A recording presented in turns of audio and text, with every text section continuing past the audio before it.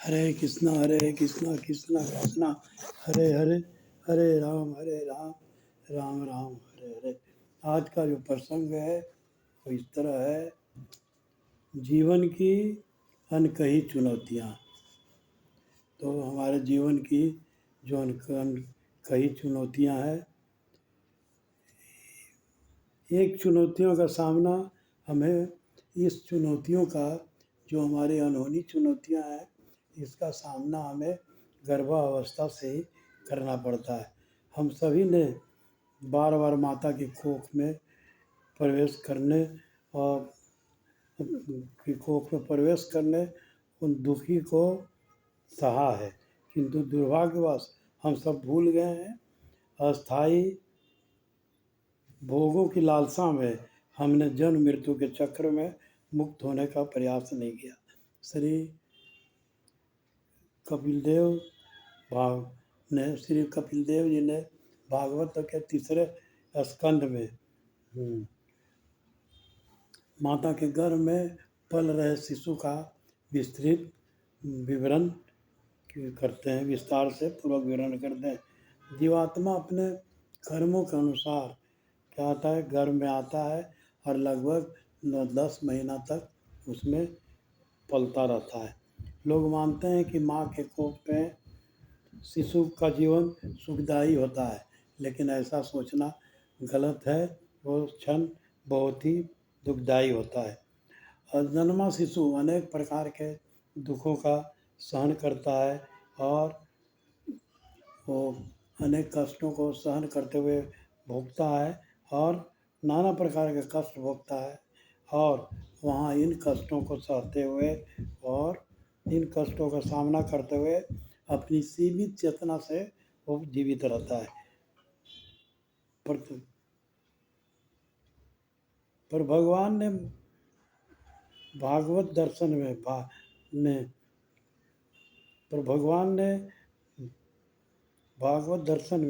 प्रकृति, भगवान ने संसार में ऐसी प्रकृति की ये बनाई है, ऐसा मार्गदर्शन किया है।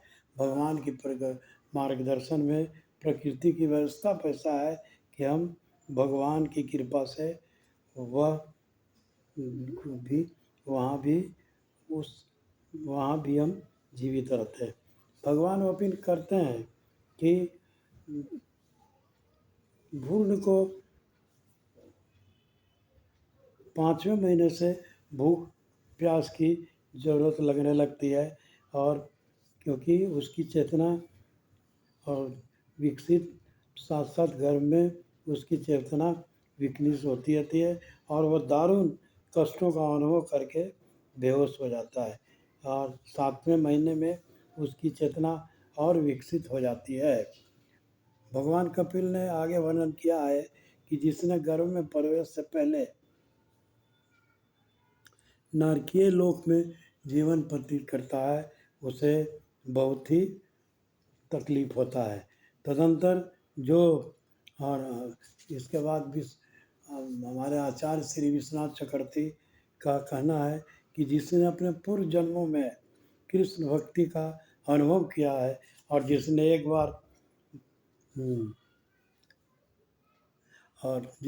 बार भगवान का हाथ थाम लिया है, वह पुनः मृत्यु के बाद पूर्ण जन्म मृत्यु के चक्कर में नहीं आता है।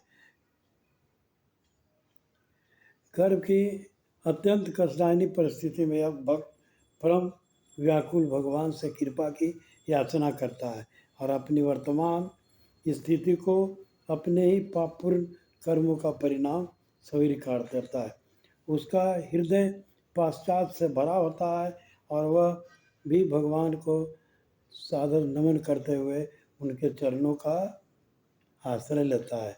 गर्भावस्था में शिशु की ये प्रार्थना हमें सिखाती है कि किस प्रकार हमें आध्यात्मिक उन्नति करते हुए अंत में भागवत